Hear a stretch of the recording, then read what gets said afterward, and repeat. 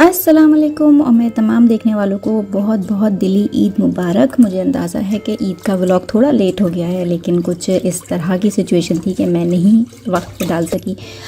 मेरे किचन में ईद के दिन शुरुआत होती है मीठे से, लेकिन आज जो है वो मैं शीर खुरमा नहीं बना रही, वरना अमूमन ईद के मौके पर शीर खुरमा या फिर सवैयाँ वगैरह बनती हैं, लेकिन हमारे घर में कोई भी शौक़ से नहीं खाता। तो इस दफ़ा मैंने बनाई है रसमलाई, और ये जो था पैकेट ये पिस्ताशियो रसमलाई का था। मैंने फ़र्स्ट टाइम ही बनाया है, लेकिन ऑनेस्ट ओपिनियन ये है कि मुझे ये इतनी पसंद नहीं आई। जो रेगुलर कार्डमन वाली रसमलाई होती है वो ज़्यादा मज़े की बनती है। अच्छा, हर ईद पे मेरी कोशिश ये होती है कि हम हलवा पूरी का नाश्ता करें, इसलिए क्योंकि यहाँ पे हलवा पूरी जर्मनी में मिलती नहीं है और किसी आम दिन इसको बनाना काफ़ी हेक्टिक हो जाता है, तो इसलिए मैंने इसको जो है ईद के लिए ही रखा हुआ है। हर दफ़ा मैं करती ये थी कि ईद का नाश्ता हम हलवा पूरी से करते थे, लेकिन वो भी बहुत हेक्टिक हो जाता था क्योंकि वो नमाज की तैयारी करनी है, बच्चों को भेजना है, तैयार करना है, ख़ुद भी तैयार होना है, नाश्ता भी तैयार करना है, और इसमें इतने छोटे छोटे काम होते हैं तो वो बड़ा फैलावा हो जाता था। तो इस दफ़ा मैंने किया ये कि मैंने इसको चेंज करके लंच का रख लिया। अच्छा, यहाँ पे जो ना हलवे की शक्ल आप लोगों को शायद हो सकता है सही लग रही हो, ये लग रहा हो कि बहुत भून लिया है, लेकिन इसकी शक्ल इसलिए ऐसी नहीं हुई है ब्राउन। ये सूजी का ही हलवा है, लेकिन मेरे पास पड़ी हुई थी ब्राउन शुगर, तो मैंने सोचा कि चलो इस दफ़ा ब्राउन शुगर बनाते हैं। तो फ्लेवर तो इन्हेंस हुआ और ये बहुत मज़े का बना, लेकिन ये ब्राउन कलर का बन गया, और मुझे ये था कि यार ये देखने में अच्छा नहीं लग रहा है। और ईद है और ईद पे मीट की बात ना हो ऐसा तो हो नहीं सकता। हम कुर्बानी करते हैं पाकिस्तान में, क्योंकि जर्मनी में कुर्बानी का सिलसिला इतना कोई ख़ास नहीं है। हो सकती है, लेकिन मुझे इसलिए समझ में नहीं आती क्योंकि कुर्बानी का मेन मकसद है कि आप गरीबों में गोश्त तकसीम करें। अब यहाँ पे तो कोई गरीब मस्कीन है नहीं, तो हम अगर करें भी कुर्बानी तो मुझे वो इतनी फ्रूटफुल नहीं लगती। ईद के मौके पे थोड़ी बहुत सजावट मैं करती हूँ।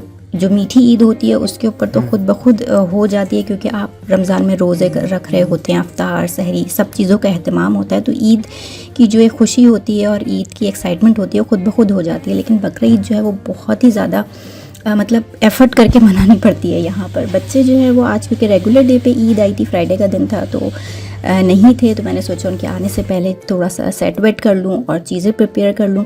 ऑल्दो ईद के ऊपर यहाँ छुट्टी अलाउ हो जाती है, स्कूल्स ऑफ नहीं होते, बच्चों को स्कूल जाना होता है, लेकिन अगर आप चाहें तो आप छुट्टी करा सकते हैं। जो मुस्लिम बच्चे होते हैं उनको अलाउ होता है, लेकिन मैंने भेज दिया था क्योंकि वो अभी छोटे हैं और अगर घर में होते हैं तो वो मुझे बिल्कुल सुकून से काम नहीं करने देते। तो मैंने सोचा कि क्यों ना उनके आने से पहले मैं घर पे जो भी डेकोरेशन करनी है वो कर लूँ, उनका खाना बना के रख लूँ, ताकि जब वो आएँ तो फ़ील आए कि आज ईद है, क्योंकि अदरवाइज़ तो यहाँ पे किसी किस्म की फ़ील आती नहीं है। आपको खुद ही जो है वो फ़ील करना पड़ता है कि आज ईद का दिन है।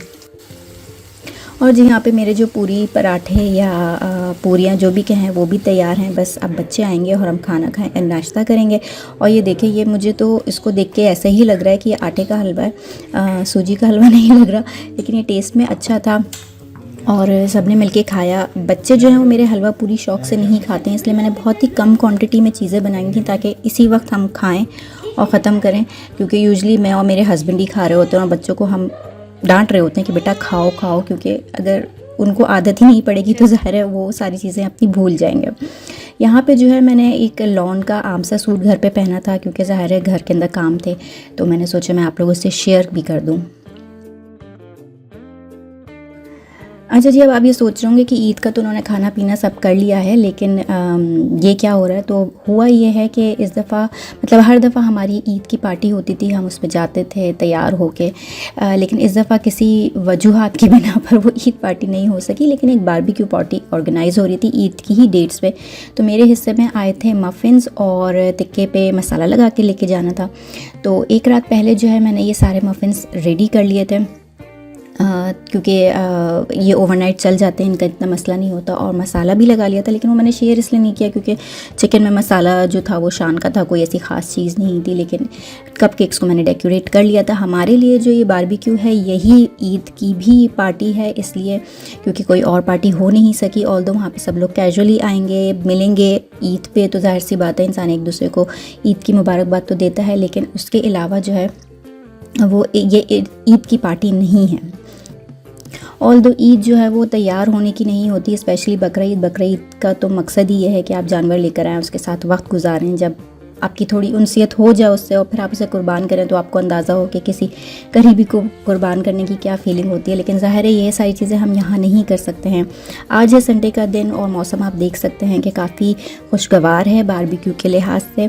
तो यहाँ पे हम अपना सामान जो है वो गाड़ी में रख रहे हैं और बच्चों के साथ काफ़ी सारा सामान हो जाता है। और जिस जगह हम जाने वाले हैं वो एक पार्क कह सकते हैं, पार्क है, लेकिन साथ में वहाँ पे स्पील प्लाट्स भी है, यानी प्ले ग्राउंड भी है और साथ में एक लेक भी है। तो इंस्ट्रक्शंस जो हमें मिली थी वो ये मिली थी कि बच्चों के स्विम के कपड़े भी रख लीजिएगा। और यहाँ मुसलसल 2 दिन से बारिश हो रही है। फ्राइडे को हमारी ईद थी, आज हमारा संडे है, तो संडे नहीं मंडे है। और ये हमें फ़र्स्ट धूप वाला दिन मिला है, वरना फ्राइडे सैटरडे संडे तीनों दिन मुसलसल बारिश थी। वरना मेरा इरादा ये था कि मैं घर में ही एटलीस्ट कपड़े चेंज करके पिक्चर्स वगैरह ले लूँगी, लेकिन क्योंकि मुस्तकिल पानी गिर ही रहा था तो वो भी नहीं हो सका। और कपड़े जो थे मैंने बच्चों की मैचिंग से प्लान करके बनाए थे। तो आज मैंने सोचा कि चलो मैं आज पहन लेती हूँ, लेकिन आज क्योंकि हम लोग पार्क में जा रहे हैं तो वो भी मुझे मुनासिब नहीं लगा। मैंने कहा ऐसा ना हो कि मैं ही पूरे पार्क में जो है ना वो चमकती हुई नज़र आ रही हूँ, तो फिर मैंने ये भी कैंसिल कर दिया। हम जो है यहाँ पार्क पहुँच चुके हैं। हम फर्स्ट टाइम यहाँ पर आए हैं। ये पार्क जो है वो काफ़ी बड़ा है और उसकी एक साइड पे लेक है और दूसरी साइड पे ग्रीन एरिया। और ये आप देख सकते हैं कि जैसे मैंने अभी जिक्र किया था कि मेरे कपड़े जो थे बच्चों की मैचिंग के थे, तो बच्चों ने रेड कलर की शर्ट पहनी थी और मेरे कपड़े भी रेड मरूनिश टाइप ही थे, थोड़े से लाइक उनका शार्प कलर था। तो बस इसीलिए मैंने अवॉइड किया कि मैं आज ईद का ड्रेस पहनूं। अब पता नहीं वो ड्रेस कब पहनने में आएगा, क्योंकि यहाँ पे जो सिर्फ समर्स के कुछ महीने होते हैं इसी में मिलना जुलना होता है। वरना जैसे ही अब जैसे सितंबर स्टार्ट होगा तो सितंबर के बाद बच्चों के भी स्कूल के सेशंस स्टार्ट हो जाते हैं और सर्दियाँ भी स्टार्ट हो जाती हैं। तो फिर हम सब लोग घरों के अंदर एक तरीके से कैद हो जाते हैं, क्योंकि बाहर इतनी ठंडक होती है कि बाहर मिलना मुश्किल है। और किसी की एक घर के ऊपर इतने सारे लोगों का एक साथ आना और मिलना वो भी थोड़ा सा यहाँ पे ऑर्गेनाइज़ करना मुश्किल हो जाता है। बहरहाल यहाँ हम पहुँच गए थे। मौसम आज अच्छा है मगर स्टिल ठंडक है हवा में, क्योंकि पिछले 2-3 दिन से बारिश होती रही है। यहाँ पे हम अपना सेटअप करेंगे। यहाँ पे जितनी भी आउटडोर हम लोग पिकनिक्स कह लें, पार्टीज़ कह लें करते हैं, तो वो हम मिलजुल के करते हैं। सारी ही फैमिलीज़ पहले से ही अपनी सारी चीज़ें डिस्ट्रीब्यूट कर लेती हैं कि कौन क्या क्या लेकर आएगा और फिर उसी हिसाब से काम कर लेते हैं। बारबेक्यू है तो ऑब्वियसली बारबेक्यू बनाने का जो काम है वो मर्दों के ऊपर आ जाता है और ख़वातीन जो हैं वो बाकी सारे काम संभाल लेती हैं। तो इस तरह से बड़ी अच्छी ऑर्गेनाइज्ड वे में पिकनिक जो है वो हमारी बन जाती है।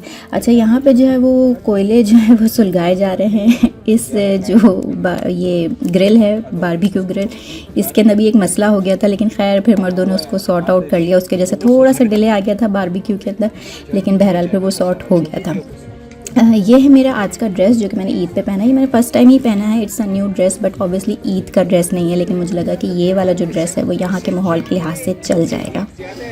हम जो है वो टेबल सेटिंग कर रहे हैं ताकि खाना बारबेक्यू को जो है बनाया जा सके। सब लोग अपने हिस्से की अब बारबेक्यू मैरिनेट करके लेकर आए हैं और 1 बाय 1 अब हम इसको प्रिपेयर करेंगे और खाते रहेंगे। हम लोग एक साथ बना के बैठ के नहीं खाते हैं, बल्कि जैसे जैसे चीज़ें बनती रहती हैं वैसे वैसे सर्व होती रहती हैं और पूरे दिन जो है वो सिलसिला चलता रहता है। थोड़ा बहुत जो भी बन के आता रहता है वो हम खाते रहते हैं, क्योंकि गरम गरम बारबेक्यू खाने का जो मज़ा है वो रख के खाने में नहीं है। और इतने सारे बारबेक्यू को एक जगह रखना और वो ठंडा ना हो वो भी बड़ा मसला हो जाता है। तो बस ये बारबेक्यू बनता रहता है और हम खाते रहते हैं। तो आप इंजॉय करें हमारे इस बारबेक्यू को और फिर हम मिलते हैं थोड़ी देर बाद।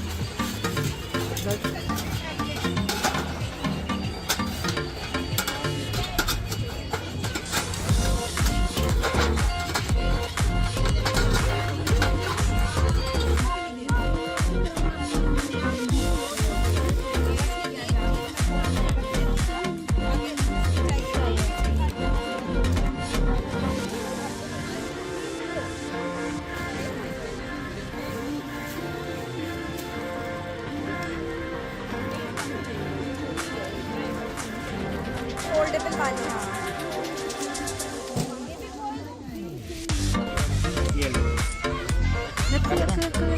दोबारा से करते हैं। इसको ये देखो, बस बस पीछे उसका हाथ ना टच हो जाए। Good boy.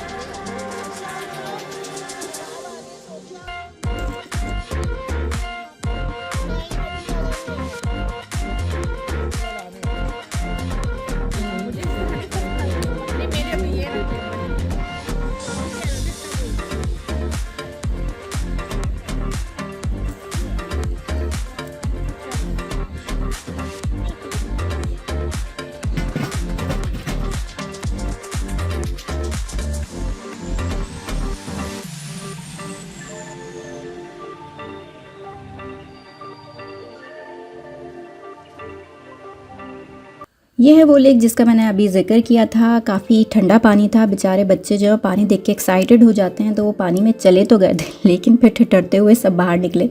ऑल्दो सन है लेकिन यहाँ का पानी जो है ना, पता नहीं कैसा पानी है, जो कि पूरे साल ठंडा ही रहता है। तो लेकिन बच्चों ने फिर भी ओवरऑल बहुत इन्जॉय किया।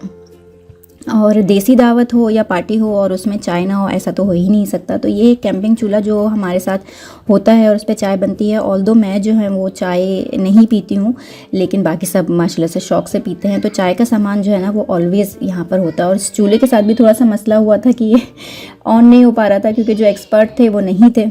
वो जो एक्सपर्ट थे वो नमाज़ पढ़ने के लिए गए थे, तो फिर हमने उनका इंतज़ार किया कि वो आ जाएं तो फिर चाय चढ़े। और क्योंकि ये चूल्हा इतना बहुत तेज़ नहीं होता है और क्वांटिटी में चाय बननी होती है, तो इसको काफ़ी देर पकाना होता है। तो यहाँ पे हमारी चाय जो है वो चढ़ चुकी है। खाना वाने से हम फारिग हो गए हैं। अब बच्चे बस थोड़ा खेल वेल रहे हैं और हम इंतज़ार कर रहे हैं कि चाय बन जाए तो साथ में मीठा जो है वो सर्व किया जा सके, ताकि हम लोग मीठा भी खा लें, जो कि मेरे हिस्से में आया था।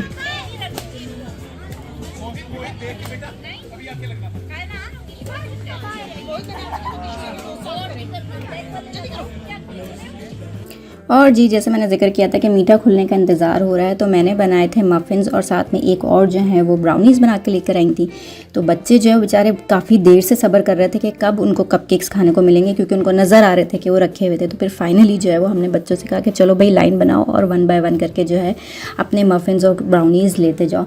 जर्मनी में कुर्बानी के बारे में अगर मैं बताऊँ तो यहाँ पर कुर्बानी पॉसिबल है। यहाँ पर फार्म्स होते हैं जहाँ पर आप जा सकते हैं, अपना जानवर सेलेक्ट कर सकते हैं, लेकिन वो जानवर आप घर नहीं ला सकते, वो जानवर वहीं रहता है। और यूजली मैंने तो यही सुना है कि शीप या गोट वगैरह ही होती है। अब मुझे काऊ का नहीं अंदाज़ा कि यहाँ पे हो सकता है या नहीं, लेकिन बहरहाल लोग जो हैं वो फार्म के अंदर बुकिंग करा देते हैं, वहीं जाके जो है वो अपने जानवर को चारा वारा भी खिलाते हैं। फिर वहीं पे वो स्लॉटर भी होता है, उसके हिस्से भी बनते हैं और वो फिर आपको मिल जाता है और आप चाहें तो उसको बांट भी सकते हैं यहाँ पे। लेकिन क्योंकि यहाँ पे लाइक ऐसा नहीं है कि गरीब लोग नहीं हैं, ऑब्वियसली हर जगह ही होते हैं, लेकिन उन तक हमारी रसाई नहीं है। तो इसलिए मुझे अंदाज़ा नहीं है कि वो जो गोश्त वो लोग चैरिटी में बेचते हैं उनका क्या होता है। लेकिन पाकिस्तान में इस बात की आसानी होती है कि आप खुद जाके लोगों को दे सकते हैं और उसकी बड़ी सेटिस्फेक्शन होती है। और होना भी यही चाहिए कि आपके इर्द गिर्द अगर कोई ऐसा है जिसको लगता है कि वो नहीं अफोर्ड कर सकता, तो आप रखें कम और बांटें ज़्यादा। और अगर रख भी लेते हैं तो अल्लाह ताला की तरफ से इजाज़त है कि उसमें कोई मसले की बात नहीं है। खैर, हमारी पार्टी हो गई थी। आई होप कि आप सब लोगों की भी ईद अच्छी गुजरी होगी। हमारी भी इस बारबेक्यू पार्टी की वजह से ईद अच्छी गुजर गई थी।